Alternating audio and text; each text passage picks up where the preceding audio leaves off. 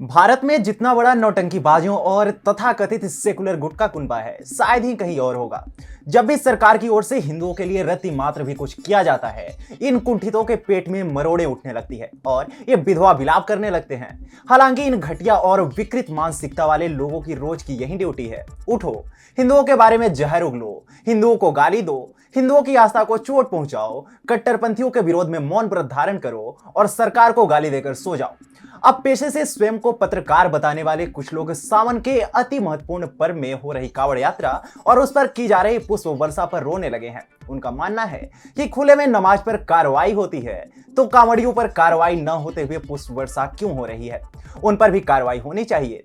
अब इन कुपित और कुंठित लोगों के शुतुरमुर्ग से भी छोटे दिमाग में जितनी बुद्धि होगी वे उतना ही तो प्रयोग करेंगे। नमस्कार, आप देख रहे हैं TFI, जो है देश का सबसे विश्वसनीय अल्टरनेट न्यूज मीडिया पोर्टल, और मैं अवनीश तिवारी आपको बताऊंगा कि लिब्रांडुओं द्वारा नमाजियों की कांवड़ियों से तुलना करना कितना जायज है और कितना नहीं, और वामपंथी कुनबे में इसे लेकर हलचल क्यों मची है। उससे पहले अगर आपने हमारे चैनल को अभी तक सब्सक्राइब नहीं किया है तो जल्द से जल्द इसे सब्सक्राइब कर लें और कमेंट सेक्शन में अपनी प्रतिक्रिया भी दें। तो आगे बढ़ते हैं। दरअसल कोरोना की भयंकर महामारी के कारण बीते 2 वर्षों से श्रद्धालुओं के लिए कांवड़ यात्रा न कर पाना बेहद दुखद था। उसके बाद अब जब कांवड़ यात्रा को शुरू किया गया तो लाखों शिव भक्तों के भीतर अलग ही ऊर्जा संचारित हो गई। वे सभी तैयार हो गए और वर्तमान में भारत में लाखों कांवरिया पवित्र गंगा नदी से जल लेकर उससे महादेव का अभिषेक करने हेतु कठिन यात्रा कर रहे हैं। चूंकि 2 वर्ष बाद यह यात्रा फिर से शुरू हुई तो इसकी खुशी और श्रद्धालुओं की आस्था का कोई सानी नहीं था, पर लिबरल गुट का जहर उगले बिना हाल कुछ ऐसा है, रहा नहीं जाता, तड़प ही ऐसी है। ज्ञात हो कि कांवड़ यात्रा और कांवड़ियों पर श्रावण मास के दूसरे सोमवार को उत्तर प्रदेश में कई जगहों पर प्रशासनिक अधिकारियों द्वारा हेलीकॉप्टर के माध्यम से पुष्प वर्षा की गई। बस इसी को देखकर लिबरलों की सुलग गई और सभी का विधवा विलाप शुरू हो गया कि योगी ने ऐसा कैसे कर दिया।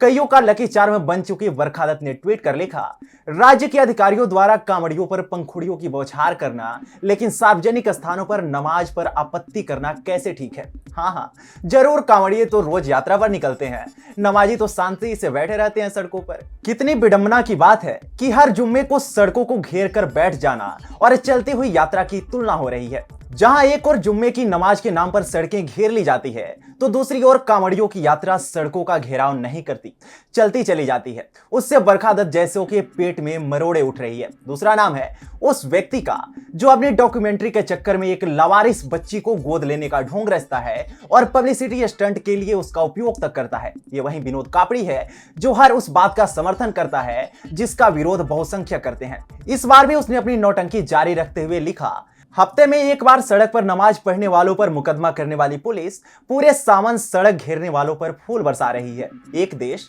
एक कानून कहां है। विनोद कापड़ी को इस बात का दुख है कि सरकार ने फूल बरसा दिए, वो भी कांवड़ियों पर।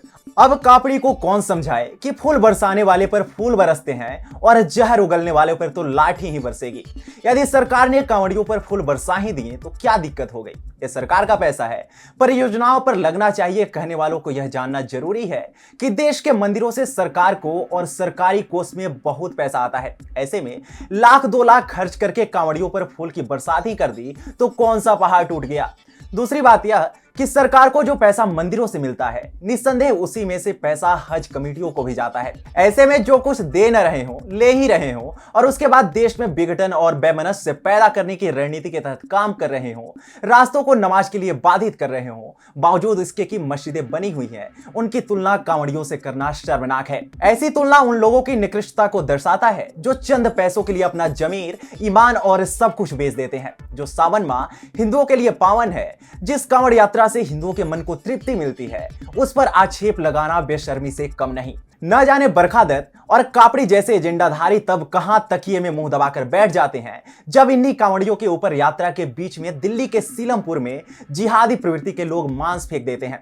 तब कहां मुंह में दही जमाकर बैठ जाते हैं जब हिंदुओं को बदनाम करने के लिए एक समुदाय विशेष के लोग बिजनौर में कांवड़ियों का रूप धरकर मजारों को तोड़ वहां चादर जलाते हैं। सत्य तो यही है कि कांवड़ियों पर पंखुड़ी बरसाने पर भड़के उदारवादी स्वयं नीचता की पराकाष्ठा पार कर चुके हैं।